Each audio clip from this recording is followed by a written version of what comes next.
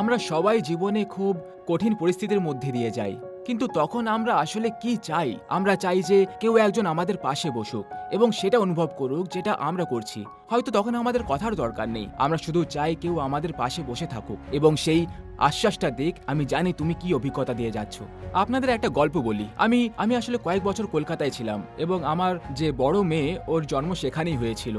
একবার আমি mother টেরেজার missionaries of charity হোমে গেছিলাম। ওটা একটা খুব প্রভাবশালী জায়গা ছিল। মানে যদি আপনি সেখানে যান, দেখবেন অনেক মানুষকে সেবা করা হচ্ছে, কুষ্ঠরোগী, ছোট ছোট শিশু, অসহায় মানুষদের। এবং আসলে একটা গল্প আছে মাদার টেরেজাকে নিয়ে। তিনি একবার এমন একটি হোমে ছিলেন যেখানে অনাথ শিশুরা ছিল।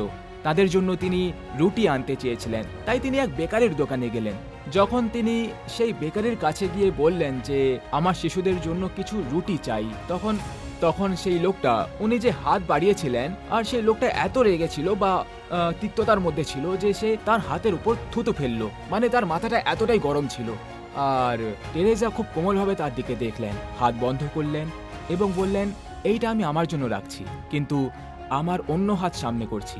তুমি কি এখন আমার শিশুদের জন্য রুটি দেবে?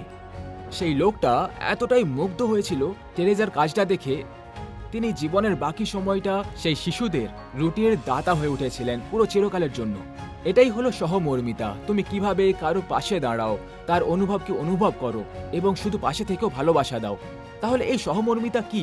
একটা উদাহরণের সাহায্যে বুঝি। আমরা যখন কাউকে দেখি খুবই দুঃখী অবস্থায়, আমরা খুব দুঃখ প্রকাশ করি, বলি যে এইটা তোমার সঙ্গে হওয়া উচিত ছিল না বা এরকম কিছু। কিন্তু সহমর্মিতা তখনই হয় যখন আমরা নিজেদের সেই ব্যক্তির জায়গায় কল্পনা করি এবং বলি, আমি জানি তুমি কি অনুভব করছো। আরো একটা উদাহরণ দিয়ে বিষয়টাকে বুঝে নিই। কেউ বলেছিল সহানুভূতি হলো মানে কারো বন্ধু বান্ধব যদি গর্তে পড়ে যায়, তুমি গর্তের বাইরে দাঁড়িয়ে থাকো আর বলো, আমি বুঝতে পারছি তুমি কি অবস্থায় আছো। কিন্তু সহমর্মিতা হলো তুমি নিজেই সেই গর্তে নেমে যাও, তার পাশে বসো এবং বলো, এখন আমি জানি তুমি কি অবস্থার মধ্যে দিয়ে আছো। এমনকি আসলে বাইবেলের জবের বইতে একটা গল্প লেখা আছে। জব ছিল একজন ধনী মানুষ, সবকিছু তার ছিল, কিন্তু ঈশ্বর তাকে পরীক্ষা নিতে চাইলেন, কারণ মাঝে মাঝে ঈশ্বর আমাদের পরীক্ষায় ফেলেন, দেখতে চান আমরা কতটা বিশ্বস্ত। তাই ঈশ্বর বললেন, ঠিক আছে, এবার আমি তোমাকে পরীক্ষা করব। জব তার পরিবার হারালেন, তার সম্পত্তি হারালেন, আর তিনি একেবারে ভয়ানক অবস্থার মধ্যে পড়লেন। তখন তার 3 জন বন্ধু এলো। তারা হয়তো খুব ভালো পরামর্শ দেয়নি, কিন্তু একটা জিনিস তারা করেছিল। যখন তারা এলো, তারা প্রথম 7 দিন জবের পাশে চুপচাপ বসে থাকলো, কিচ্ছু বলল না। ওটাই ছিল সহমর্মিতা। আপনি এখন এই গল্পটা শুনলেন, মানে জবের বন্ধুরা কিচ্ছু বলেনি, তারা শুধু তার পাশে বসেছিল।